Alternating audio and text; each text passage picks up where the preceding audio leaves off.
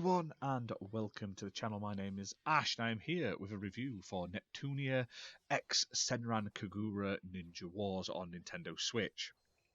Now, this released back in early 2022. It's developed by Tamsoft, and it's published by Idea Factory, who were kind enough to send me a copy for this review, so a huge thank you to them for that. Now, this is actually a crossover game, covering two of their franchises. So I've previously covered their Hyperdimension Neptunia franchise. I played it on the PlayStation recently. You can check out the video on our channel. And this crosses their Hyperdimension Neptunia franchise with their Senran Kagura franchise. Now, this is technically a spin-off game. And honestly, you don't need to know the sort of full backstories and timelines and everything of the two franchises in order to play this game. I'm not gonna lie, I've never played a Senran Kagura game properly, and I've only played like a handful of the Hyperdimension Neptunia games, and I was able to follow along with the story. There are a few odd references that you may miss, or it may go over your head if you haven't played them, but the story itself is standalone. It doesn't affect like the canon timeline or anything like that. Now, this being a crossover game, this one is more based on the Hyperdimension Neptunia franchise, so it plays more like that type of game than the Senran Kagura games. So if you're a big Senran Kagura fan, you like how that game plays, this one may be a shock to the system if you haven't played the Hyperdimension Neptunias. But all in all, it's pretty decent.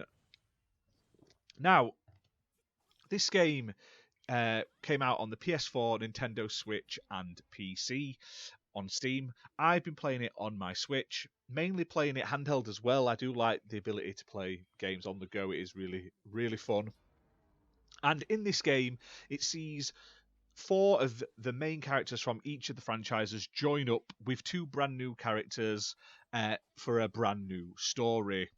Now, the plot itself is very much a sort of standard anime-esque RPG fare. There's lots of female characters, usually in slightly skimpy, risque outfits, and all of the sort of dialogue and stuff like that is presented in what I would class as like visual novel format. You have the sort of the characters popping up, talking, dialogue on the screen, progressing the story.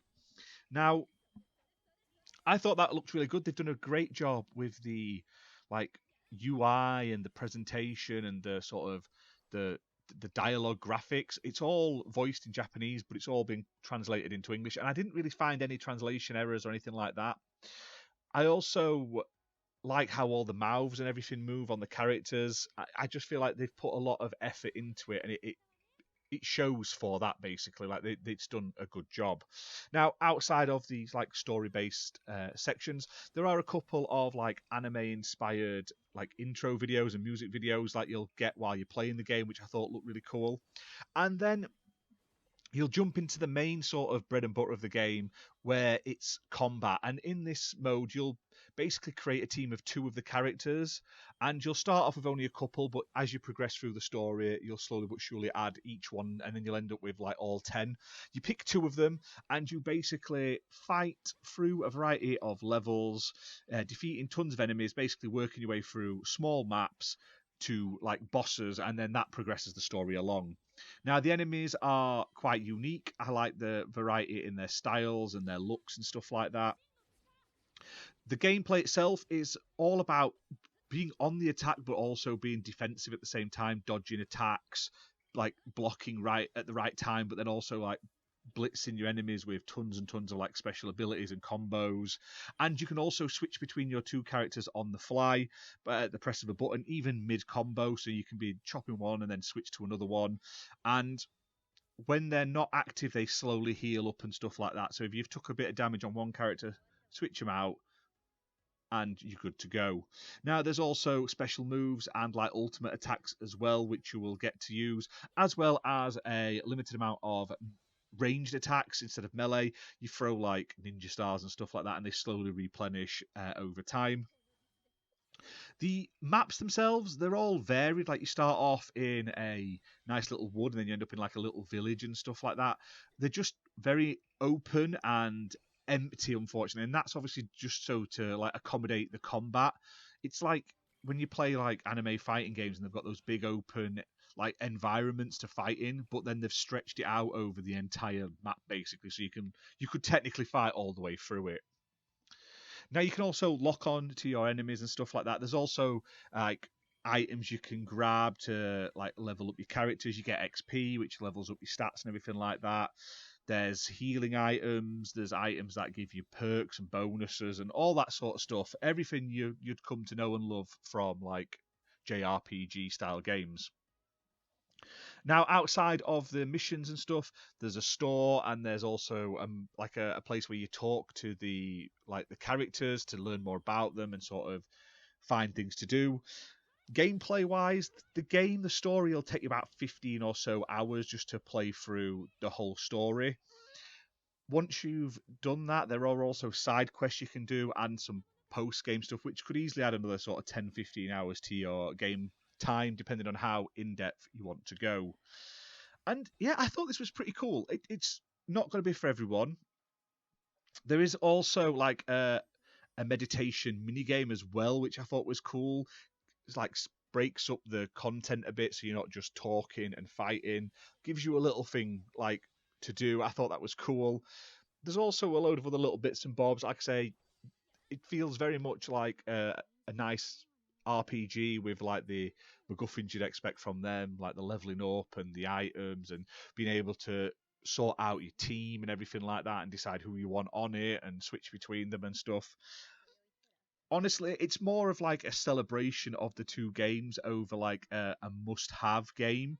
Like it doesn't push the franchises along in any way because it's a standalone thing. But it is nice to have them both together. I would like to have seen maybe more of the other franchise, the Senran Kagura franchises, sort of tropes and like regular things come across, unless they do another game in the series which is more based on that game's gameplay style. This one very much felt like I say, like I was just playing one of the many Neptunia sort of spin-off games. Now, if you're interested in getting this on Switch, you can. It's available on the Nintendo eShop, as well as, like I say, it's on Steam. On eShop, it's $44.99 in the UK. On Steam, it's Steam Deck verified as well, which is cool. So it will play perfectly on your Steam Deck. Like I say, I've been playing this mainly handheld on my Switch anyway, so it works well playing it like that, so it'll easily work well on your Steam Deck. I'd love to see these franchises come to Xbox though. Like I say, they're all very much limited to PlayStation, Nintendo Switch, and PC. But hopefully in the future they'll come over. Hopefully there'll be some sort of interest anyway. But check this one out. Like I say, I couldn't really tell you a lot about the story. I just went along with it. They were fighting. Then 1 minute they're in like a hot tub all together, like the steam baths and stuff like that. Then they're fighting. Then they're fighting again. It was very much like a lot of the sort of Japanese anime-esque games I've played over the years. I play them more for the flashy combat and fighting and everything over the sort of in-depth story, especially when I've not played a lot of these franchises games. But I do hope I get to play more of them. Like I say, every time I do, they surprise me. So I am looking forward to seeing what others are out there. They've done a good job with the quality of it, the sounds, what the characters and everything look like in game and in the like artwork side and everything. Can't complain at the quality there.